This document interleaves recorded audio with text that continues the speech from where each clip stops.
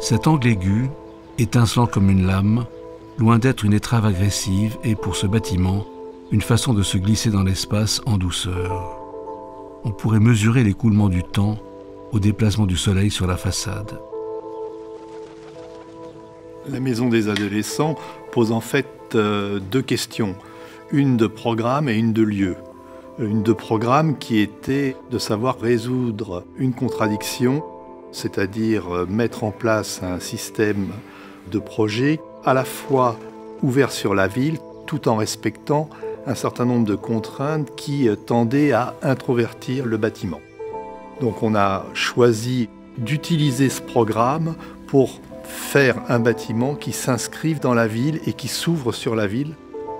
Si, comme on le verra, les abondantes surfaces vitrées offrent aux occupants l'afflux de la lumière du jour, pure ou délicatement filtrée, elles présentent, du côté de ceux qui les regardent de l'extérieur, un réjouissant jeu de reflets qui chahutent et réinterprètent tout ce qui les entoure, à la manière de la peinture cubiste. Une façon de s'intégrer parmi les différences de ce qu'il y a autour.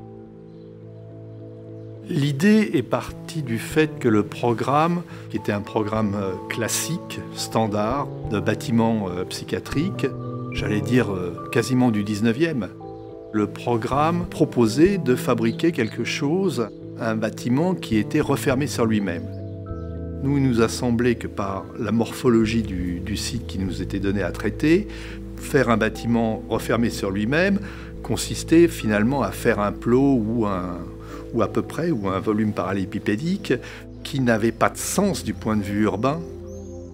On a pris le parti de faire, entre guillemets, un hors-concours, prendre la grande longueur du site qui nous était donné pour aussi, dans la logique urbaine qu'on voulait mettre en place, répondre à ce qu'il y avait en face, c'est-à-dire le jardin du Val-de-Grâce.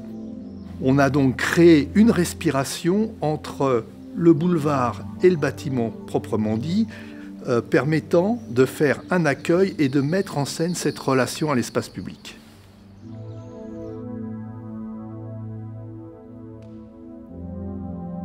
La problématique était d'autant plus importante que la maison des adolescents s'adressait donc à des adolescents dont certains venaient dans ce lieu en hôpital de jour, mais certains autres y étaient, je dirais, internés.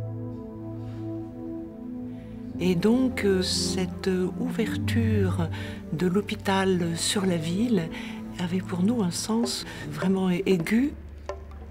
Et nous avions par ailleurs la possibilité de disposer d'un linéaire d'environ 150 mètres sur le boulevard du Port-Royal face à l'église du Val-de-Grâce, donc une situation vraiment formidable pour embrasser la ville. Tout le projet s'est orienté sur cette volonté de faire en sorte que les adolescents internés soient constamment en relation avec la ville.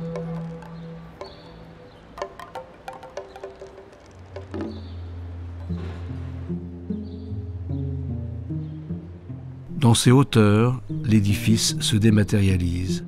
Plus d'autres plafonds que le ciel, plus d'autre temps que l'heure donnée par le soleil sur le décor alentour.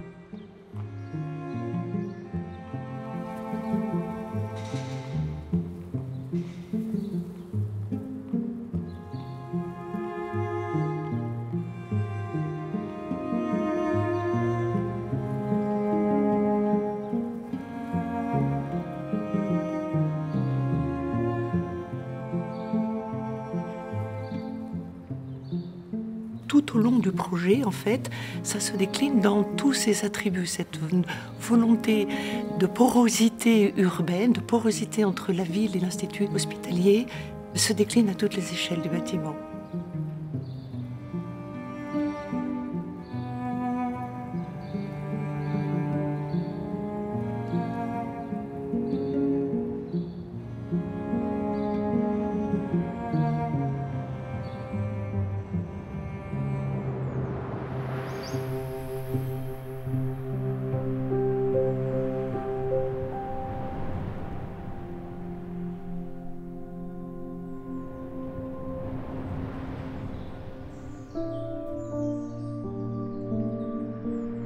ce bâtiment est très précisément ancré dans son contexte. Il faut savoir qu'il y avait à l'époque un tracé en biais, avant le tracé haussmannien, qui préexistait. Donc nous avons pris le parti d'adhérer finalement à ce tracé, en biais donc par rapport au boulevard, de manière à dégager l'espace d'un creux qui était important parce qu'il nous permettait à la fois d'ouvrir le bâtiment et de jouer les porosités dont on parlait, et en même temps de créer un espace, un temps nécessaire entre l'urbain, la ville dense, et le lieu hospitalier, de créer une espèce d'espace intermédiaire qui permet de retrouver l'intimité nécessaire.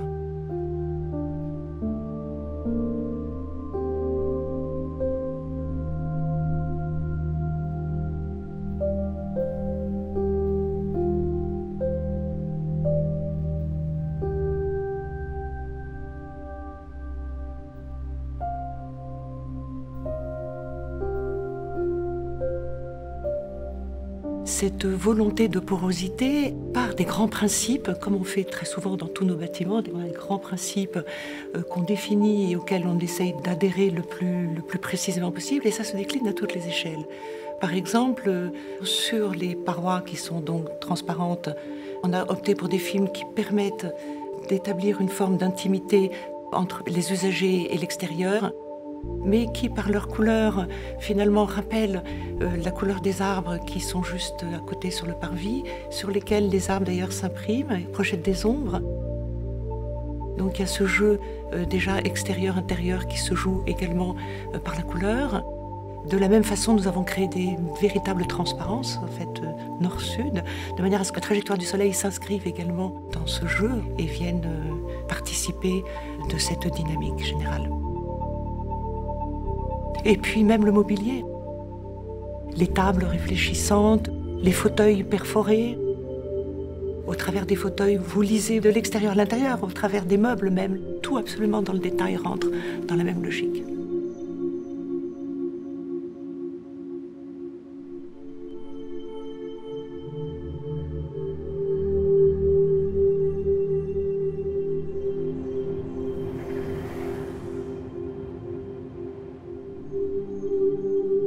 La luminosité souveraine semble participer d'une cure de blancheur, éblouissement et oubli, contre les idées noires ou les situations difficiles liées à l'adolescence.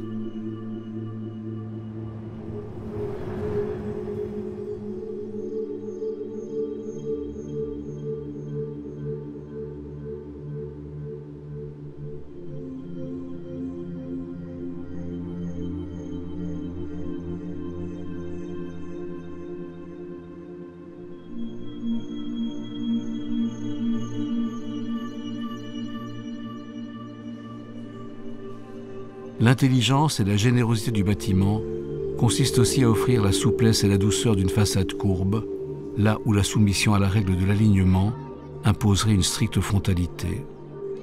En ces creux, la minéralité architecturale radieuse abrite les demi-teintes ombreuses du végétal qui continuent d'accueillir et de protéger celles et ceux qui viennent de sortir et de retrouver le monde extérieur.